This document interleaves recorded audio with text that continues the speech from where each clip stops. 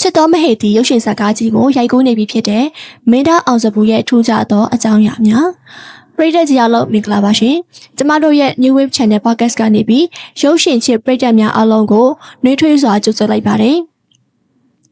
ဒီနေ့ကျမတို့တင်ဆက်ပေးခြင်းတဲ့အကြောင်းအရာကတော့လက်ရှိမြန်မာရုပ်ရှင်လောကနဲ့ပရိသတ်တွေကြားမှာအပူတပြင်းရေပန်းစားနေပြီးအားလုံးကစိတ်လှုပ်ရှားစွာစောင့်မျှော်နေကြတဲ့သတင်းကြီးတစ်ခုအကြောင်းဖြစ်ပါတယ်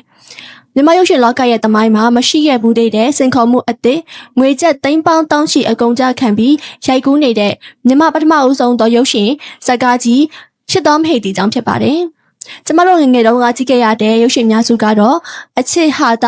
လူမှုဒရာမာတွေနဲ့အရှင်ဇာတ်ကားကြီးအများစုဖြစ်ခဲ့ပါတယ်။ဒါပေမဲ့အခုရိုက်ကူးနေတဲ့ချစ်တော်မဟေတီကတော့ရှေးခေတ်အခင်းကျင်းကိုအခြေခံထားတဲ့ fantasy drama အမျိုးအစားဖြစ်ပါတယ်။ဒီလိုအမျိုးအစားဟာကျမတို့နိုင်ငံမှာရိုက်ကူးဖို့အတွက်အရန်ကိုစိန်ခေါ်မှုများသလိုကုန်ကျစရိတ်လည်းအင်မတန်မှကြီးမားလာပါတယ်။ဒီနေ့ podcast လေးမှာတော့ဒီဇာတ်ကားကြီးမှာဘာကြောင့်သိန်းပေါင်းတောင်းချီအကုန်ကျခံရတာလဲဘယ်သူတွေကပါဝင်ထားကြတယ်လဲနောက်ပြီးတော့ဒီဇာတ်ကားကြီးကမြန်မာရုပ်ရှင်လောကအတွက်ဘယ်လိုအတိတ်ပဲတွေကိုစောင့်နေတယ်လဲဆိုတာကိုအသေးစိတ်အပန်းဖြေနားဆင်နိုင်အောင်ပြောပြပေးသွားမှာဖြစ်ပါတယ်ရှင်။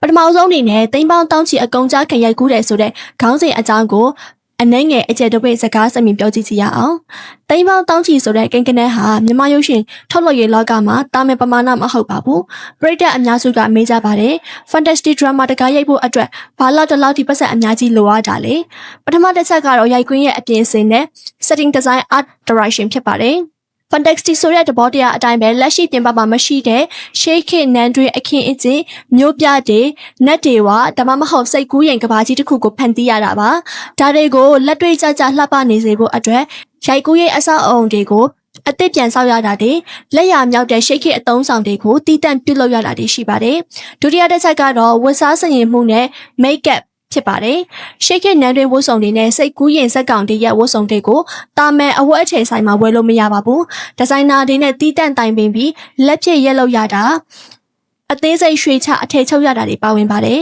။ဇက်ကောင်တို့ဦးချင်းစီရဲ့ဇရုပ်အပေါ်မူတည်ပြီးတော့မှပြင်ဆင်ရတဲ့ special effect makeup တွေလည်းပဲစရိတ်စကအင်တန်ကြီးမှာပါတယ်။တတိယနဲ့အရေးကြီးဆုံးအချက်ကတော့ post production လို့ခေါ်ပြီးရိုက်ကူးပြီးစီးသည့်နောက်ပိုင်းတွင် CGI နဲ့ visual effect တွေထည့်တဲ့အပိုင်းဖြစ်ပါတယ်။ fantasy ဇာတ်ကားတကားရဲ့အတက်ဟာ visual effect ဖြစ်ပါတယ်။စမ်းကြဲတဲ့တဘာဝဖြစ်စဉ်တွေကိုကွန်ပျူတာနဲ့နည်းပညာနဲ့တဘာဝကြကြဖန်တီးဖို့ဆိုရင်ထိပ်တန်းနည်းပညာရှင်တွေရဲ့အချိန်ယူစိတ်ဆက်လှုပ်ဆောင်ခြင်းတွေပါဝင်ရမှာဖြစ်ပါတယ်။ဒါတင်မကတဲ့ပဲနဲ့တိုက်ခိုက်ရေးကွက်တွေကိုလည်းပဲ stand တွေစိန်ခေါ်မှုများတဲ့ action ရိုက်ကွင်းတွေအတွက်ပြင်ဆင်ရတာတွေကလည်းပဲဒီ budget ပမာဏကိုရောက်ရှိသွားစေတဲ့အဓိကအကြောင်းရင်းပဲဖြစ်ပါတယ်။ဒီလိုခန်းနာတဲ့ရုပ်ရှင်ဇာတ်ကားကြီးဖန်တီးတဲ့အခါမှာဇတ်လန်းကိုအသက်ဝင်အောင်ပုံဖော်ပေးကြမယ်တရုပ်ဆောင်တဲ့အကြောင်းကိုလည်းမပြောလို့မရပါဘူးချစ်တော်မဟေတီမှာပရိသတ်တွေချစ်ခင်အားပေးကြတဲ့ထိပ်တန်းအနုပညာရှင်များစွာပါဝင်ထားပါတယ်ပထမဦးစွာမင်းသားအောင်စပူပါဝင်ပါတယ်အောင်စပူကတော့လက်ရှိပရိသတ်တွေကြားမှာအနုပညာအရေးအတွေ့အကြောင်းအခိုင်အမာနေရာရယူထားတဲ့ပရိသတ်အချစ်တော်တရုပ်ဆောင်တဦးဖြစ်ပါတယ်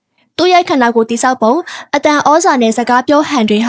ရှေးခေတ်ရာဇဝင်နဲ့ fantasy ဇာတ်ကောင်မျိုးအတွက်အင်မတန်ကိုမှလိုက်ဖက်မှုရှိပါတယ်။ဒီဇာတ်ကားမှာအောင်စပူကိုမတူညီတဲ့ပုံစံစမ်းတက်တဲ့ရိုက်ကွက်တွေနဲ့တွေ့မြင်ရမှာဖြစ်လို့ပရိသတ်တွေအတွက်အထူးပင်ရင်ခုန်စရာကောင်းပါတယ်။ဒုတိယအနေနဲ့ကတော့မင်းသမီးမေမီကိုကိုဖြစ်ပါတယ်။မေမီကိုကိုဆိုရင်တော့သူ့ရဲ့တရုပ်ဆောင်ပြီးပြမှုနဲ့ပတ်သက်ပြီးတော့ငင်းခုန်စရာကိုမလိုတာပါ။ဇာတ်ရုပ်တိုင်းမှာဝင်ပြီးတော့မှတရုပ်ဆောင်နိုင်တဲ့အနုပညာရှင်တယောက်ဖြစ်တဲ့အတွက်ကြောင့်ဒီလို fantasy drama မျိုးမှာပါဝင်လာတာဟာဇာတ်ကားရဲ့အနုပညာပိုင်းဆိုင်ရာကိုနှက်ဆိုင်မှုတွေပုံမပြီးတော့မှအခိုင်အမာသွားစေပါတယ်။ခေတ်ဆက်ဆက်ဒရာမာအခန်းတွေကိုပြပြပြင်းပုံဖော်နိုင်တဲ့သူမရဲ့စွမ်းရည်ဟာချစ်တော်မဟေတီရဲ့အထူးသက်ဝင်လှုပ်ရှားမှုဖြစ်လာမှသိကြပါတယ်။ထို့အပြင်အလှမယ်ဂျေကေဆိုဖီယာကလည်းပဲဒီဇာတ်ကားကြီးမှာအနုပညာအားကိုပါဝင်ပြီးတော့မှဖြည့်သင်ပေးထားပါတယ်။သူမရဲ့ထက်မဲ့ပြီးတော့မှဆွဆောင်မှုရှိတဲ့ရုပ်ရည်ကတော့ Shake It Fantastic အခင်းအကျင်းနဲ့ပေါင်းစပ်လိုက်တဲ့အခါမှာပရိသတ်တွေအတွက်အမြင်သစ်ရတာတွေကိုပေးဆက်နိုင်မှာဖြစ်ပါတယ်။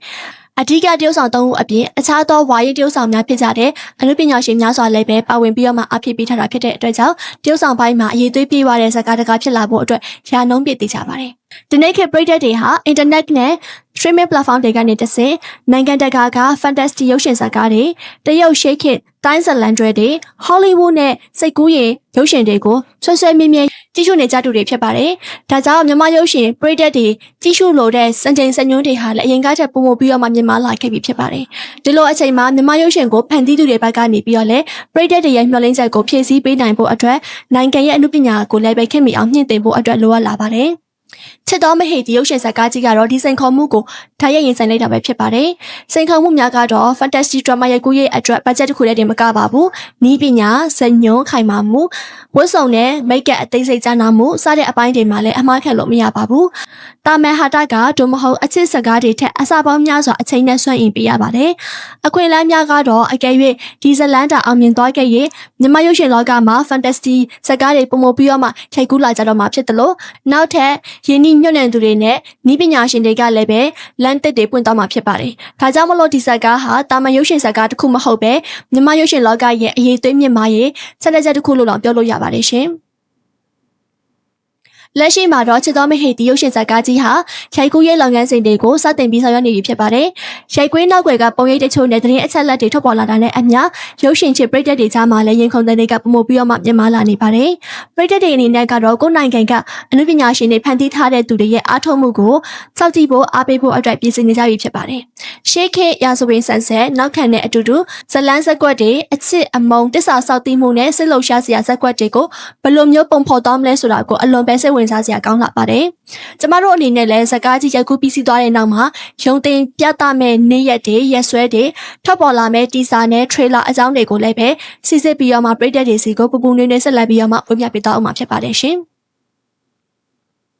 ဒီနေ့ podcast လေးမှာတော့တိမ်ပေါတောင်းချီအကုံကြခင်ရိုက်ကူးနေတဲ့မြန်မာပထမဦးဆုံးသောရှေးခေတ်စိတ်ကူးရင်ရုပ်ရှင်ဇာတ်ကားကြီးချစ်တော်မဟေတီနဲ့နောက်ွယ်ကအကြောင်းအရာတွေကိုဝေမျှပေးခဲ့တာဖြစ်ပါတယ်။ပရိသတ်ကြီးတို့ရောဒီလိုရှေးခေတ် fantasy drama အမျိုးအစားမြန်မာရုပ်ရှင်ကြီးကိုဘယ်လိုမျိုးမျှော်လင့်ချက်တွေနဲ့စောင့်မျှော်နေကြပါတလဲ။မေဒါအောင်စပူမင်းသမီးမေမီကိုကိုနဲ့ JK ဆိုဖီယာတို့ရဲ့မတူညီတဲ့တရုပ်ဆောင်မှုတွေကိုရောဘယ်လိုမျိုးမြင်တွေ့ချင်ကြပါသလဲဆိုတာကိုကျမတို့ရဲ့ podcast ရဲ့ comment မှာဝင်ရောက်ပြီးတော့မှဆွေးနွေးသွားကြဖို့အတွက်ကိုဖိတ်ခေါ်လိုက်ပါစေ။နောက်ဆက်ပေးခဲ့ကြတဲ့ရုပ်ရှင်ရှိပရိသတ်များအားလုံးကိုကျေးဇူးအများကြီးတင်ရှိပါတယ်။နောက်ထပ်စိတ်ဝင်စားစရာရုပ်ရှင်နဲ့အနုပညာသတင်းအကြောင်းအရာများကိုဆက်လက်ပြီးတော့မှတင်ဆက်ပေးသွားမှာဖြစ်ပါတယ်။အားလုံးပဲတာယာတော့နေ့ရက်လေးဖြစ်ပါစေရှင်။